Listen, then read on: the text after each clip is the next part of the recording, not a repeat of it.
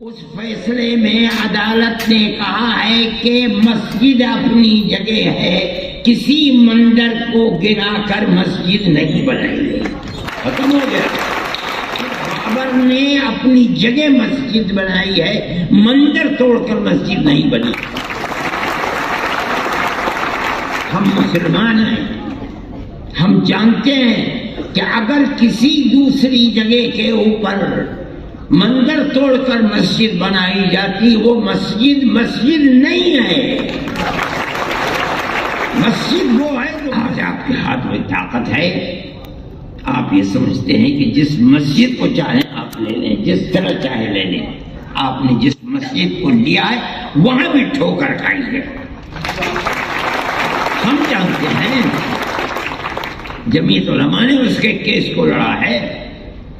جس دن سے مسئلہ چل رہا ہے سن 51-52 سے، اس وقت سے لے کر آج تک اس کے کیس کو جمعیت علماء لڑتی رہی ہے. ہم نے کتنے کروڑ روپیہ اس کے اوپر لوور کورٹ، ہائی کورٹ اور سپریم کورٹ کے اندر خرچ کر دیا. ہمارا کوئی پیسہ نہیں تھا، قوم نے دیا، ہم نے اس کو خرچ کیا اور ہم برابر لڑتے رہے. مسئلہ کیا تھا لڑائی کا؟ مسئلہ آپ سمجھیے، ہم لڑنے والے ہیں، ہم جانتے ہیں. مسئلہ یہ تھا کہ جس جگہ بابری مسجد بنی ہے وہ مسجد کی اپنی جگہ ہے یا یہ رام جنم بھومی ہے، یہاں رام کا مندر تھا، بابر نے اس مندر کو توڑ کر یہاں مسجد بنائی ہے. مسئلہ یہ تھا. اسی مسئلے کے اوپر لڑائی ہم لڑ رہے تھے.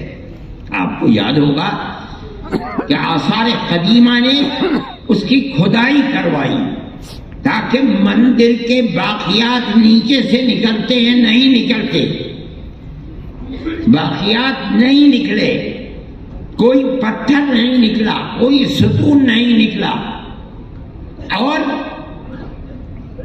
آثار قدیمہ نے اس کے اندر کامیابی حاصل نہیں کی. اب آپ دیکھیے، ملک کی سب سے بڑی سپریم کورٹ عدالت ہے. وہ عدالت اپنے فیصلے میں کیا کہتی ہے؟ اس فیصلے میں عدالت نے کہا ہے کہ مسجد اپنی جگہ ہے، کسی مندر کو گرا کر مسجد نہیں بنائی گئی. ختم ہو گیا. ہمارا جو مقدمہ 50-70 سال سے چل رہا تھا، ہم اس مقدمے کے اندر کامیاب ہیں کہ بابر نے اپنی جگہ مسجد بنائی ہے، مندر توڑ کر مسجد نہیں بنی. ہم مسلمان ہیں، ہم جانتے ہیں کہ اگر کسی دوسری جگہ کے اوپر مندر توڑ کر مسجد بنائی جاتی وہ مسجد نہیں ہے. مسجد وہ ہے جو مسجد کی جگہ ہے اور اس جگہ کو وقف کیا گیا ہے. ہم تو اس مقدمے کے اندر کامیاب ہیں. جب یہ کہہ دیا گیا کہ مسجد اپنی جگہ بنی ہے، مندر کو توڑ کر مسجد نہیں بنی. دوسرا فیصلہ کیا ہے کہ جنہوں نے اندر گھس کر مورتیاں رکھی ہیں وہ مجرم ہیں، انہوں نے غلط کیا. مسئلہ ختم ہو گیا. جب سننے والے سن رہے تھے فیصلے کو، تیسرا فیصلہ اپنی جگہ کے اوپر تھا کہ یہ مسجد کی جگہ ہے. لیکن یہ الگ بات ہے کہ فیصلہ یہ دے دیا گیا کہ لیکن ہم یہ جگہ ہندوؤں کو دیتے ہیں. ٹھیک ہے، آپ نے دے دی، ہم اپنے مقدمے کے اندر کامیاب ہیں. ہم آج نہیں بولتے، نہ ہمیں بولنا چاہیے. اس لیے کہ جو سب سے بڑی ملک کی عدالت ہے اس نے یہ ہندو بھائیوں کو دے دی. ہم نہیں بولتے. ہم 1000 دفعے کہہ چکے تھے کہ یہ آخری ہماری لڑائی ہے. سپریم کورٹ ہمارا سپریم کورٹ ہے، ہم اس ملک کے رہنے والے ہیں. سپریم کورٹ جو فیصلہ کر دے گا ہمیں وہ منظور ہے. سپریم کورٹ نے فیصلہ کر دیا، ہم اپنے گھر میں گئے. ہم خاموش ہیں، ہم نہیں کہتے کچھ. لیکن دنیا ختم تو نہیں ہے، ہم ختم ہو جائیں گے. آگے آنے والا مورخ یہ لکھے گا کہ بابری مسجد کی جگہ مندر کس طریقے پر بنا ہے. ہم نہیں بولتے. لیکن کیا آنے والی دنیا خاموش ہو جائے گی؟ میری بھائی یہ تو دنیا کے حالات ہیں، کل کوئی اور تھا، آج کوئی اور ہے۔ اگر ہم یہ سمجھتے ہیں کہ ارشد ہمیشہ زندہ رہے گا تو پاگل ہے، مرے گا، میری جگہ کوئی دوسرا۔ دنیا ہے یہاں اسی طرح آنا جانا لگا ہوا ہے، ایسی ذات جو ہمیشہ سے ہے، ہمیشہ رہے گی۔ میں کہتا ہوں وہ اوم ہے، یعنی اللہ۔ میری بھائی سیکولرزم کی حفاظت 2 بجے جلسہ ختم ہو جانا چاہیے، میں اس سے پہلے ہی ختم کر دوں گا۔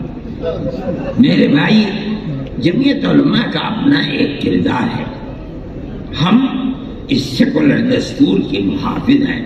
ہم سمجھتے ہیں کہ صرف زبانی نہیں کہ دنیا میں جا کر کے سیکولرزم کا ڈھڈورا پیٹا جائے اور ملک کے اندر مسلمانوں کی 600 سال پرانی مسجدوں کو گرا کر کے وہاں مندر بنایا جائے، یہ سیکولرزم نہیں ہے، یہ ڈھول کا بول ہے۔ آپ کی پارلیمنٹ فیصلہ کر چکی ہے آج سے تقریباً 30-32 سال پہلے کہ جو مسجد جہاں جو مذہبی عبادت گاہ بنی ہوئی ہے سن 47 میں، اس عبادت گاہ کو اسی حال میں رہنے دیا جائے گا۔ آج آپ یہ کہتے ہیں کہ نہیں، بنارس کی مسجد کو توڑ دو، وہ ہماری ہے، متھرا کی مسجد کو توڑ دو۔ آپ کے کردار کا اور پارلیمنٹ کا کیا اعتبار ہے یہ بتائیے؟ کیا چیز ہے پارلیمنٹ کے اندر؟ پارلیمنٹ اس قانون کو بناتی ہے، آپ اس قانون کو ٹھوکر مار دیتے ہیں۔ آپ جو قانون آج بنا رہے ہیں کل کو دوسروں سے ٹھوکر مار دے گا۔ یہ تو آپ نے ایک ریت اور رواج کر دیا، ہمیں کوئی غرض نہیں ہے اور حکومت خاموش بیٹھی ہوئی ہے۔ میرے بھائی جمعیت علماء حکومت کا لحاظ کرتی ہے، جن کو حکومت ہے ہمارے ملک کے عوام نے ان کو بیٹھایا ہے، ہمارے ملک کی اکثریت نے دستور کے مطابق ان کو ووٹ دیا ہے، ہم نے ووٹ دے کر کے انہیں بیٹھایا ہے۔ ہم یہ سمجھتے ہیں کہ ان کو ملک کے دستور کے اندر اس طریقے کی تشریح جس سے ملک کے ایک بہت بڑے طبقہ 20-25 کروڑ لوگوں کے حقوق کو آپ ٹھوکر مار رہے ہیں، ملک اس طرح امن و امان کے ساتھ نہیں چل پائے گا۔ اور اس کے نتیجے کے اندر ملک کی جو صورتحال ہے، آپ اپنی زبان سے کہتے رہیں کہ ملک ترقی کر رہا ہے اور ساری دنیا کے اندر ترقی کا ڈھڈورا پٹ رہا ہے، مگر ملک کے عوام کی جو صورتحال ہے اور فقر اور بے کسی کی جس طریقے پر پورے ہندوستان کے اندر کیفیت ہے، آپ اس کو دیکھ لیجئے۔ میں اپنی زبان سے کچھ نہیں کہتا ہوں، میں ایک مذہبی آدمی ہوں، میرا اپنا ایمان اور یقین ہے کہ اللہ جو چاہتا ہے وہ کرتا ہے، یعنی ایشور جو چاہتا ہے وہ کرتا ہے، یعنی اوم جو چاہتا ہے وہ کرتا ہے۔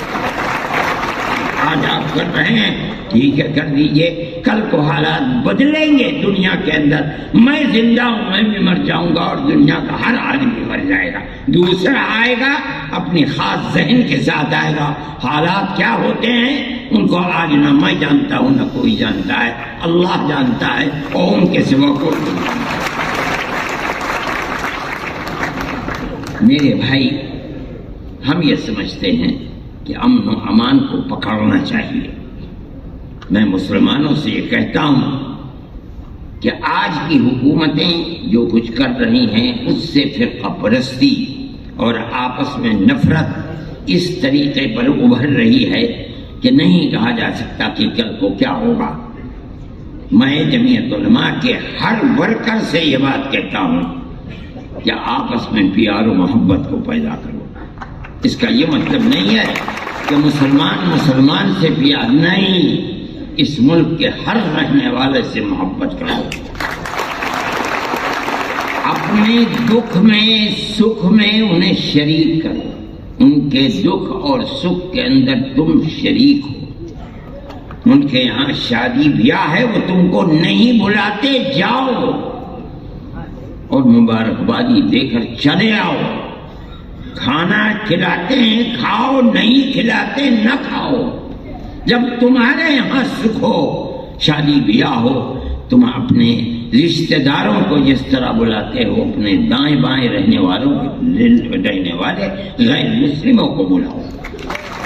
یہ تمہاری پرانی زندگی ہے، آج کی نہیں، یہ ہزاروں سال پرانی زندگی ہے، اور اسی طرح اس ملک کے اندر ہم رہتے چلے آئے ہیں۔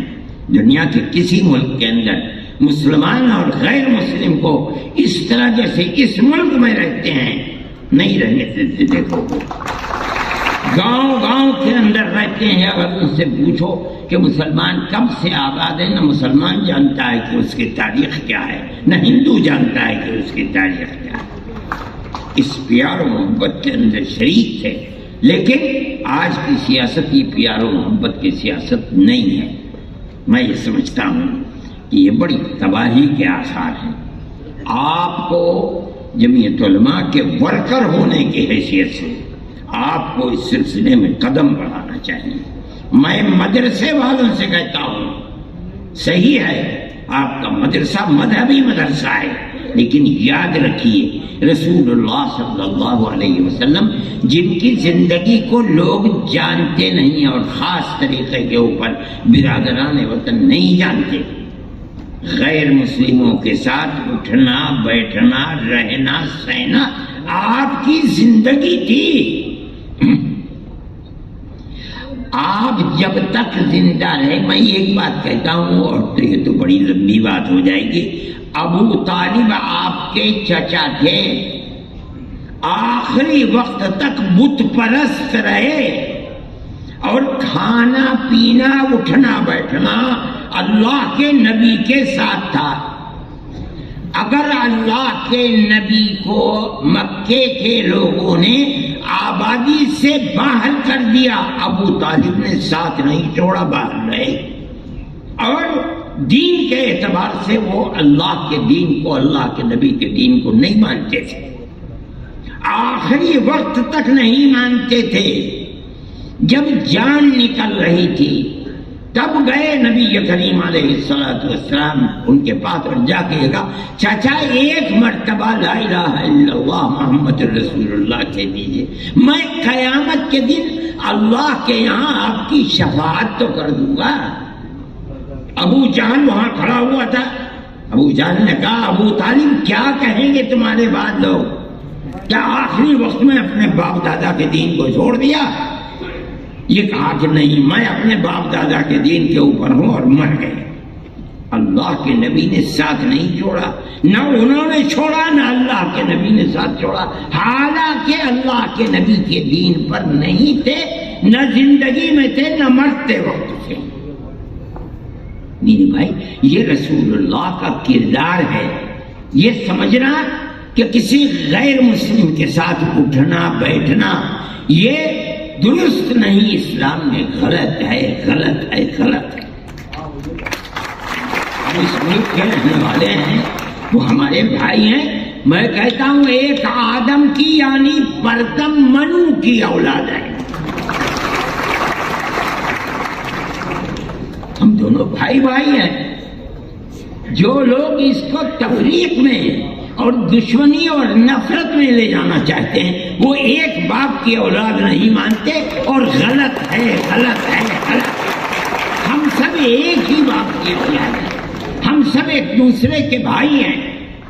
جمعیت علماء یہ کہتی ہے، اور جمعیت علماء میرے تعلقات RSS کے بڑے چوٹی کے لوگوں سے ہیں، جو میرے پاس آتے ہیں، میں ان کے پاس جاتا ہوں، ہندوؤں سے بھی ہیں، مسلمانوں سے بھی ہیں، میں جو ان کی تواضع کر سکتا ہوں میں وہ تواضع، میں کوئی بہت بڑا دولت مند آدمی نہیں ہوں، لیکن جو بھی کر سکتا ہوں میں پیار و محبت کی باتیں ان کے ساتھ کرتا ہوں۔ کوئی ضرورت نہیں ہے میں کیوں تفریق کروں، وہ صحیح ہے، وہ RSS کے لوگ ہیں، دوسری پارٹیوں کے لوگ ہیں، وہ کریں، ہمارا فرض یہ ہے کہ ہم ان کے ساتھ پیار و محبت، اور میں جانتا ہوں کہ وہ شریف لوگ ہیں، اپنی شرافت کے کردار کو پیش کرتے ہیں۔ میرے بھائی میں اس لیے کہتا ہوں کہ آپ کو اس سلسلے کے اندر جو مدرسے والے ہیں وہ اپنے مدرسوں کے جلسوں کے اندر بلائیں، بچوں سے تقریریں کروائیں، ماں باپ کے ساتھ کس طرح تعلقات رکھنے چاہیے، قرآن کیا کہتا ہے، اللہ کا نبی کیا کہتا ہے، ان کو سنائیں، پڑوسیوں کے ساتھ کیسے تعلقات ہونے چاہیے، آدمی کے ساتھ قطع نظر اس کے کہ اس کا مذہب کیا ہے کیسے تعلقات ہونے چاہیے، تاکہ آپ کے خلاف جو پروپیگنڈا ہے کہ اسلام دہشت گردی کا مذہب ہے یہ جائے تو لوگ سنیں تو کہ آپ تعلیم کیا دیتے ہیں، قرآن بتاتا کیا ہے۔ یہ ہمارا قصور ہے کہ ہم اسلام کی صحیح تصویر ان کے سامنے پیش نہیں کر پا رہے ہیں، ہمیں کرنی چاہیے۔ میں یہ بات کہتا ہوں اور آپ میری اس بات پر غور فرمائیں، آپ جہاں مدرسہ قائم کرتے ہیں اس مدرسے کے اندر اپنے ان بھائیوں کو بلائیے، ان کے سامنے اپنے اس پروگرام کو پیش کیجیے جو انسانیت کا پروگرام ہے اور جو قرآن سے ثابت ہو رہا ہے، جو اللہ کے نبی سے ثابت ہو رہا ہے، تب آپ سمجھا جائے گا کہ اسلام کی صحیح تصویر کو دنیا کے سامنے پیش کر رہے ہیں۔ اور اگر یہ نہیں کرتے تو میرے بھائی آپ کے لیے مشکلات ہیں، اور قصوروار آپ ہی ہیں، دوسرے قصوروار نہیں ہیں، اس لیے کہ ہم اسلام کی تصویر کو اپنی زندگی سے پیش نہیں کر پا رہے ہیں۔